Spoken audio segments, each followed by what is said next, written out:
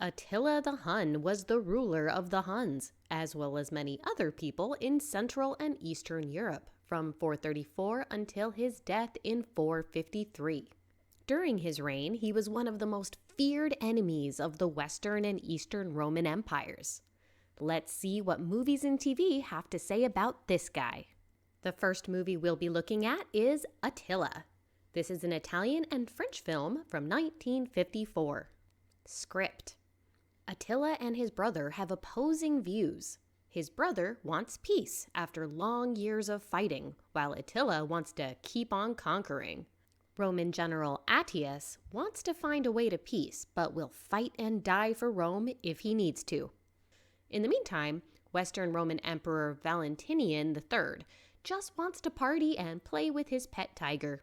His mother is the real power in Rome, and his ambitious sister wants power and is willing to bet her life to get it. Only God can make everyone calm down. Acting. All around, I thought this had a pretty good cast. This is war and battle-hungry Attila, played by Anthony Quinn, who looked ridiculous but was decent in the role. The dialogue was sometimes super cheesy, but the actors owned it, and it didn't detract too much. Sex and nudity, violence, and gore. No sex and nudity. Just a very pretty lady wanting power and willing to seduce a married man to get it. If you're here for the fighting, then this is probably not for you. This is mostly politics and relationship dialogue until the very end where we get one blood-free battle. It's 80 minutes long, rated 14+. Next up is Sign of the Pagan, which is an American film that also came out in 1954. Script. The Roman soldier Marcian is carrying a message to Eastern Emperor Theodosius II from Rome, but gets held up by Attila, who kinda likes this Roman.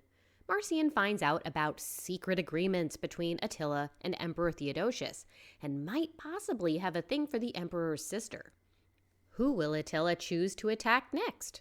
He will decide when he's ready, and with the trusty advice from his Persian seer and a healthy dose of fear from the Christian God. Acting. Attila is played by Jack Palance, who gives a very charismatic and well-spoken Attila with a bad temper. Although the characters had more depth than our last option, honestly, the rest of the supporting cast was rather dull for me. I really only cared about what was going on when Attila was on the screen. Sex and nudity, violence, and gore. No sex or nudity, but some obvious non-consensual relations are happening off-screen. There are smaller individual battles in this and some definite bloody stabbing, but nothing ever gets very gory. It's 92 minutes long, not rated, but I would say about 15+. Surprisingly last on this list is Attila. This is an American TV miniseries from 2001. Script. This is a very romanticized version of Attila's whole life. It follows Attila from when he's a young child all the way to his death. We watch as he fearlessly rises to power, his conquest against other tribes and the Western and Roman empires, and falls in love a couple of times. There's a lot of mysticism here and very little Christianity. There is also a parallel story being told about the Roman general Attius, who will do anything to save Rome, even if he's not a huge fan of the Roman royal family. Acting. Attila is played by Gerard Butler. Even as Attila is conquering and killing a bunch of innocent people, he is portrayed more in a heroic light. There are some good actors here that I've seen do great things in other roles, but unfortunately, there really wasn't much they could do when their dialogue is that boring, cheesy, with very little character depth. Sex and nudity, violence and gore. No blatant sex or nudity, just a lot of lady legs and man chests. Although there are frequent battle scenes, none of it ever gets very gory. It's 177 minutes long, not rated, but I'd say about 16+. Final opinion. Attila. Are you interested in watching your classic, easy-to-watch sword and sandal B-movie with an angry, stereotypical Attila with a funny hat and pretty leading lady? this is the one for you. Overall, I enjoyed it. Sign of the Pagan.